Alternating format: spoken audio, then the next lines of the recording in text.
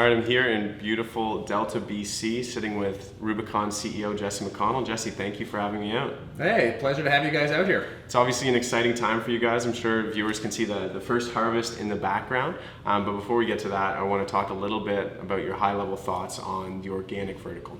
Obviously, you guys have positioned yourself within the organics, the super premium. How big do you see that being relative to the rest of the cannabis market? Well, that's exactly what we're focused on is super premium organic. There's only a handful of producers who are focused on the super premium segment, and even less who are doing that organically. Yeah. So if we look at analogous industries, alcohol is where we like to start. About 32% of all sales go through the super premium vertical. Okay.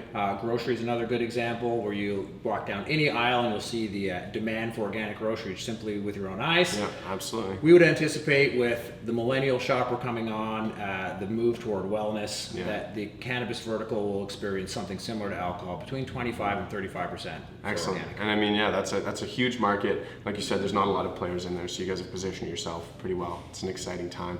But let's get right into maybe the most exciting part, the harvest behind us. And can you talk a little bit about the size of it, maybe some strains for those consumers who are really interested in, and when will it hit the shelves? When can we go out and buy Rubicon organic cannabis? Well, you're sitting in a 125,000 square foot facility, Okay. 20 acres of land here. Everything you see behind you is organic. Yeah. We expect to produce 11,000 kilos at our full capacity, which we're already in the process of getting to. So we'll be at our full run rate before the end of this year. Yeah, and everything's licensed. Whole facility's licensed. Everything here is compliant.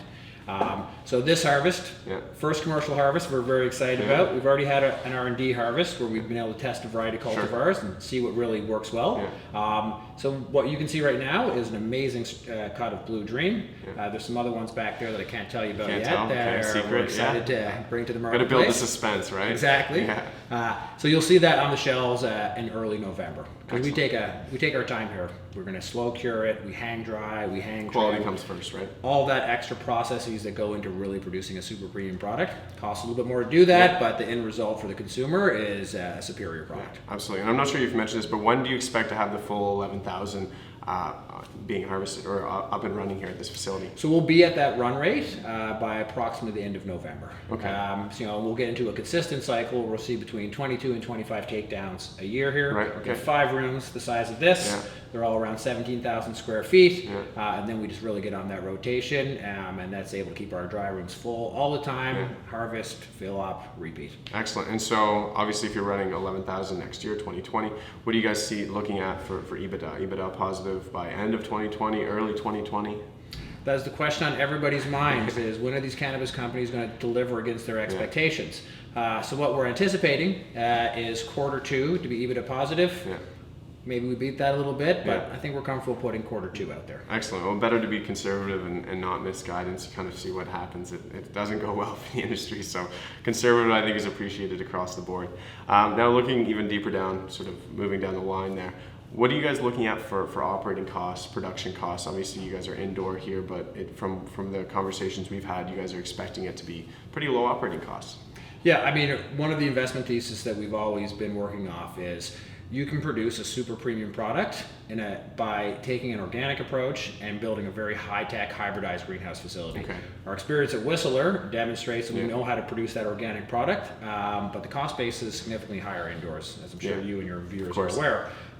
What we're looking at here is a cost base between 50 cents and $1 for our cultivation costs. We've already achieved those numbers at our Washington facility, where our state licensed producer does all the production, and we provide oversight and soil and fertility, and they're tracking for 80 cents a gram down there. Excellent. So in a facility that we fully control, we expect to be somewhere between 50 cents and $1, closer to the 50 cents by the end of 2020. Excellent. And so obviously you're about to put products out to retailers. What are you looking at price point? What are you expecting gross margin by effect? Well, what we target across all of our SKUs, we'll have approximately 6 different brands in the marketplace. Some brands you recognize, other are wholesale private label. And so by taking that CPG approach of good, better, best, we'll get a blended price, our gross margin of approximately $5 gross margin. I can't reveal the actual prices that we're getting from the provincial boards, But as you know, the industry develops and matures, and we start seeing more saturation and some price compression, of course our COGS are going to come down along with that as we improve our own efficiency. So we're pretty confident with $5 gross margin per gram. For sure, absolutely. I mean, I think anyone would be pretty happy with $5 for gross margin. And so how are you achieving that? What are some of the technological, you say, innovative technologies that you're using here? How are you guys actually going to be achieving those low production costs when all these other indoor facilities kind of have much, much higher? Well, it's still a difficult metric for people to use because everybody puts different things into their actual cultivation costs. We'll be very transparent about that. But as you can see behind us, we use next generation LED lighting. We've got, we have a lot of experience in greenhouse production and high-tech greenhouse production. And one of the key elements for us is we build all of our own fertilizers, all of our own soils. So we've been sourcing that through raw materials all through British Columbia. We've been doing that for over 10 years. So it's using that experience and those supply chain management which really helps you drive down cost. Excellent, that sounds great. And so maybe ending on a forward-looking note, what do you guys see as sort of expansion opportunities? I know you mentioned you have a lot of acreage here. You guys looking for another facility? You're looking outdoor?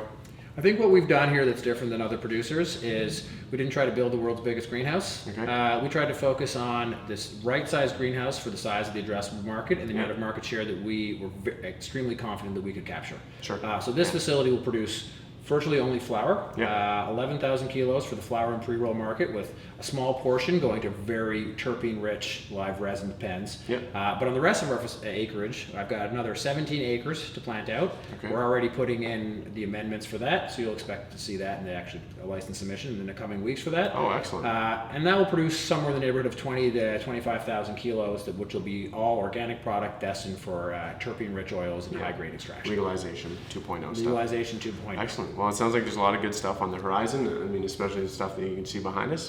Thank you very much for having us in today. Yeah, it was a pleasure. Thanks for having me.